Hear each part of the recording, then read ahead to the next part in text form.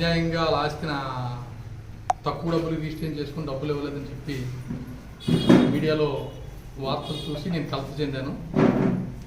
ఈవిడ తుంగలంలో చీటీలు వ్యాపారం చేసి సుమారు 7 కోట్ల రూపాయలు ప్రజలందరికీ టోపీ పెట్టి తుంగలం వదిలేసి సిద్ధేశ్వరం వెళ్ళిపోయి వాళ్ళ అమ్మాళ్ళ ఇంటి దగ్గర పెయింట్ షాప్ పెట్టుకుని జీవిస్తున్నారు.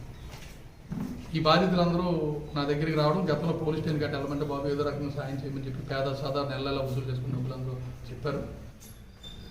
నాకు సంబంధం లేదని చెప్పాను.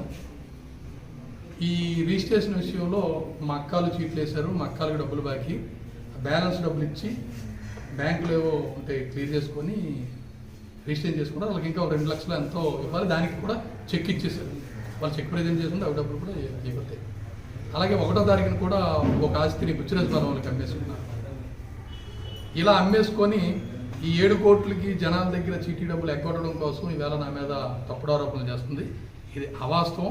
ఆ రిజిస్ట్రేషన్కి కానీ నాకు కానీ ఎటువంటి సంబంధం లేదు, ఆ కొనుగోలుకి కానీ నాకు సంబంధం లేదు. వీళ్ళు కూడా చదువుకున్న పిల్లలు డబ్బులు ఇవ్వకుండా రిజిస్ట్రేషన్ చేస్తారనేది అవాస్తవం. ఆ కుర్రోడు కూడా బీటెక్ చదువుకున్న కుర్రోడు. ఇవన్నీ తప్పుడు ఆరోపణలు చేసి రాజకీయంగా నన్ను ఏదో అభాస్పాలు చేయాలని చేస్తున్నారు. ప్రజలు ఎవరో నమ్మొద్దని.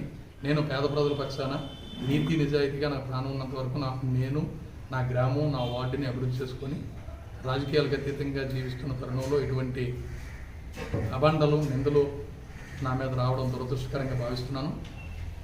ఈవిడ చేసిన ఆరోపణలు ఎట్టి పరిస్థితుల్లో వాస్తవం లేదు, అన్ని అబద్ధం. మీరు కావాలంటే ఈ 2 గ్రామాల్లో మీరు ఎవరిని అడిగినా వాళ్ళు చేసిన మోసం, వాళ్ళు చేసిన అన్యాయం తెలుస్తుంది. వాళ్ళు ఇప్పుడు ఎవరైతే వీరి చేతిలో మోసపోయిన వాళ్ళందరూ ఇక అప్పుడు రాజా పోలీస్ స్టేషన్ దగ్గరికి వెళ్ళి పోలీసులను ఆశ్రయించారు. దయచేసి ఈ ఆవిడ చెప్పిన దాంట్లో ఎటువంటి వాస్తవం లేదని నేను త్రికరణ శుద్ధిగా మీకు తెలియజేస్తున్నాను. ఈ విషయం తెలియజేద్దామని మిమ్మల్ని ఎవరున్నారో తెలియదు, దురుద్దేశంతో చేస్తున్నారు. రాజకీయ కుట్ర నాకు పెద్ద మాట అన్న కానీ ఏదైనా నన్ను ఏదో ఇబ్బంది పెట్టాలని ఎవరో చేసినప్పటికీ పైన భగవంతుడు తెలుసు నేను నీతి నిజాయితీ కోసం నిలబడ్డాను. అనేక నిందలు గతంలో కూడా అనుభవించాను, ఇప్పుడు కూడా అనుభవిస్తున్నాను. నేను 100% పేదవాళ్ళ పక్షాన నిజాయితీగా ఉన్నానని సంగతి నా అంతరాత్మకు తెలుసు. ఇందులో ఎటువంటి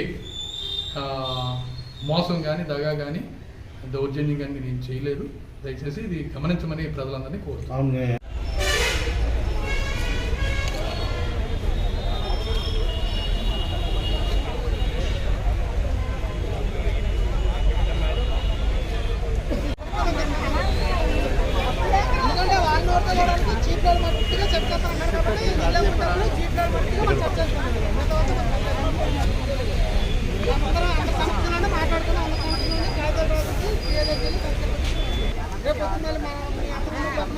మీరు లేనప్పుడు అప్లోడ్ చేస్తున్నట్టు ఇబ్బంది కదా, అందరి ముందే మనం మాట్లాడుతున్నాం.